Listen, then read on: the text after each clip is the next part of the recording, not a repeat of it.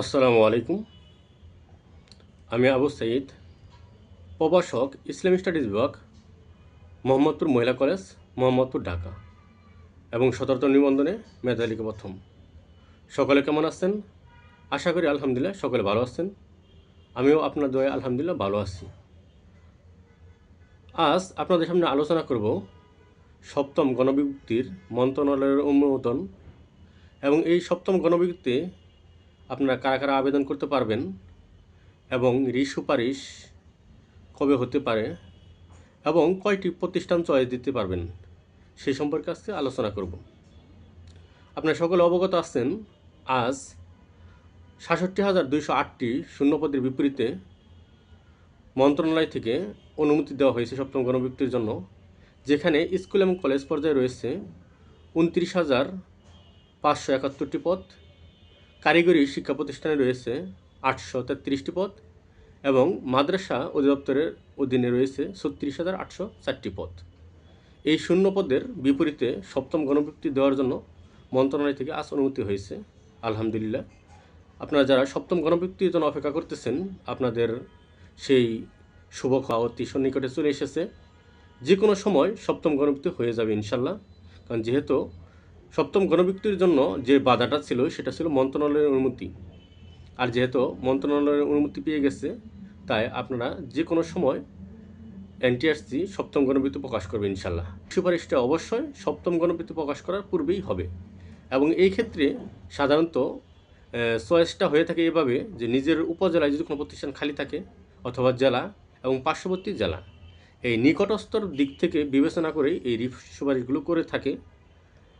আর আপনারা যারা সুপারিশের জন্য বসে আছেন, আশা করি আগামী 1-2 দিনের মধ্যেই সুপারিশ হয়ে যাবে ইনশাল্লাহ।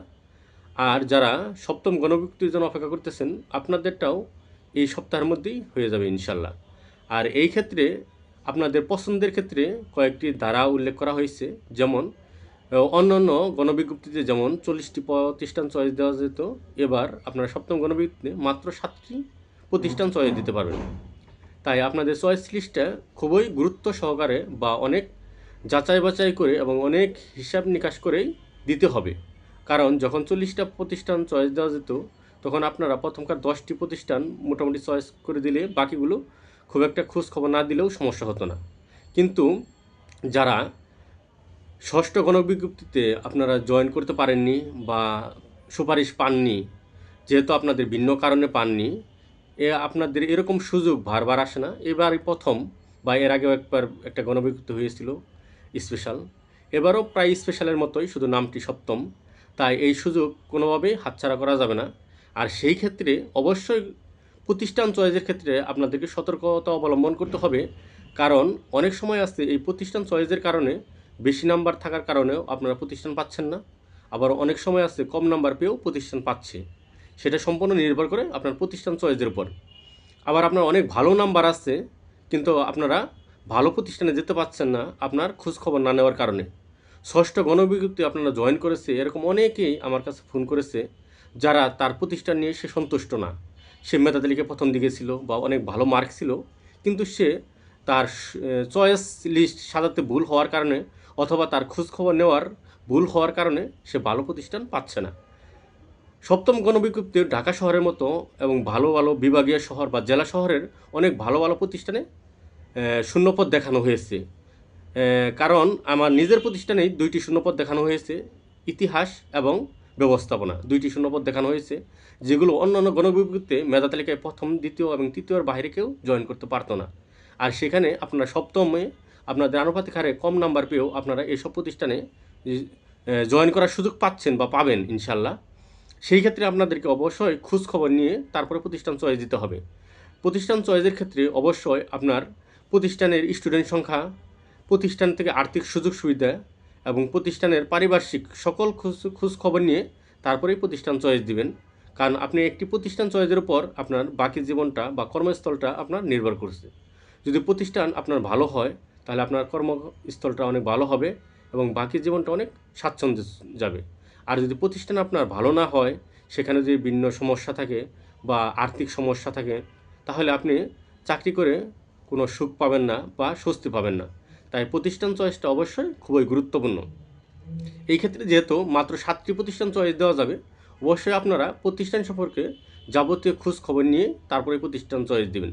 আর প্রতিষ্ঠান চয়েসের ক্ষেত্রে অবশ্যই প্রতিষ্ঠানের শিক্ষকদের কাছ থেকে, বিশেষ করে জুনিয়র শিক্ষকদের কাছ থেকে আপনারা প্রতিষ্ঠান সম্পর্কে জেনে নিতে পারবেন। সেই ক্ষেত্রে আপনারা প্রতিষ্ঠান সম্পর্কে জানতে গেলে সহপাঠী.com অথবা EMIS সেল থেকে ভিন্ন মাধ্যম থেকে শিক্ষকদের নাম্বার কালেক্ট করা যায় বা প্রতিষ্ঠান সম্পর্কে জানা যায়। আপনারা সেই মাধ্যমগুলো থেকে প্রতিষ্ঠান সম্পর্কে জানবেন। আশা করি আমি পরবর্তী ভিডিওর মাধ্যমে কীভাবে প্রতিষ্ঠান সম্পর্কে জানা যায় সেই সম্পর্কে আরও একটা ভিডিও পাবেন ইনশাআল্লাহ। জিনিস যে আপনারা আপনাদের নাম্বার অনুযায়ী আপনারা আপনার মেধা তালিকায় কেমন পজিশন, আপনার কেমন নাম্বার আছে, আপনার কোন ধরনের প্রতিষ্ঠান চয়েস দেওয়া উচিত সেই জিনিসটা অবশ্যই খেয়াল রাখতে হবে। কারণ আপনার নাম্বার যদি কম থাকে সেই ক্ষেত্রে অবশ্যই কিছু মিডিয়াম কোয়ালিটি এবং নিম্নমানের কোয়ালিটির প্রতিষ্ঠানগুলো চয়েস দিতে হবে, কারণ আপনার চাকরি পাওয়া খুবই জরুরি। আর যদি আপনার নাম্বার বেশি থাকে সেই ক্ষেত্রে আপনি ভালো ভালো প্রতিষ্ঠানগুলো খুঁজে বের করবেন। আর এই সপ্তম গণবিত্তে বিশেষ করে যাদের বয়স এখনও আছে 17তম নিবন্ধন এবং 18তম নিবন্ধন, এই 2 নিবন্ধনে যারা আছেন তাদের সনদের মেয়াদি মাত্র 3 বছরের মধ্যে রয়েছে। তাই 17তম নিবন্ধন এবং 18তম নিবন্ধনে যারা রয়েছে তারাই শুধু আবেদন করতে পারবে, এর পূর্বের কেউ আবেদন করতে পারবে না। কারণ সনদের মেয়াদ যেহেতু 3 বছর এবং সেই ক্ষেত্রে অবশ্যই বয়স 35-এর কম হতে হবে, 35 প্লাস হওয়া যাবে না।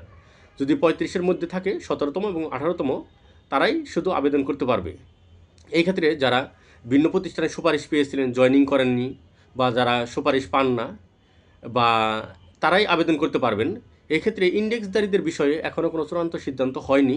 তবে সাধারণত অন্য অন্য গণবিজ্ঞপ্তিগুলোতে যাদের ইন্ডেক্স ছিল না তারা আবেদন করতে পারত।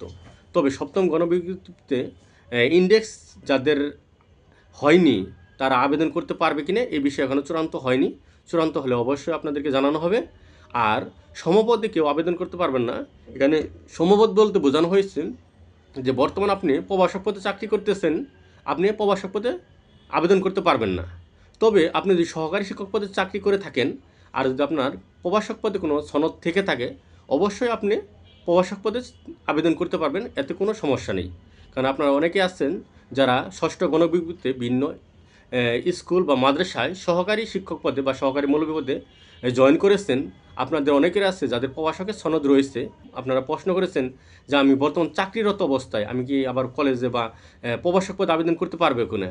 হ্যাঁ, অবশ্যই আপনারা আবেদন করতে পারবেন। যারা বর্তমান সহকারী শিক্ষক পদে বা সহকারী মৌলভী পদে আছেন আপনারা প্রভাষক পদে আবেদন করতে পারবেন, এতে কোনো বাধা নেই। আশা করি আপনারা বুঝতে পেরেছেন।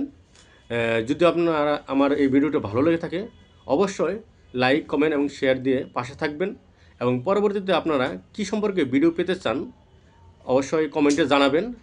আর বিশেষ করে সহকারী শিক্ষক ইসলাম শিক্ষা এবং প্রভাষক ইসলাম শিক্ষাদের জন্য 19তম নিবন্ধনের জন্য আমার লিখিত বইগুলো কাজ চলতেছে প্রায় শেষের দিকে। সিলেবাস চূড়ান্ত হলেই আপনারা 19তম নিবন্ধনের সহকারী শিক্ষক ইসলাম শিক্ষা এবং সহকারী প্রভাষক ইসলাম শিক্ষার বইটি পেয়ে যাবেন ইনশাল্লাহ। তাই সকলে ভালো থাকবেন, সুস্থ থাকবেন, সকলের জন্য শুভকামনা রইল। আসসালামু আলাইকুম।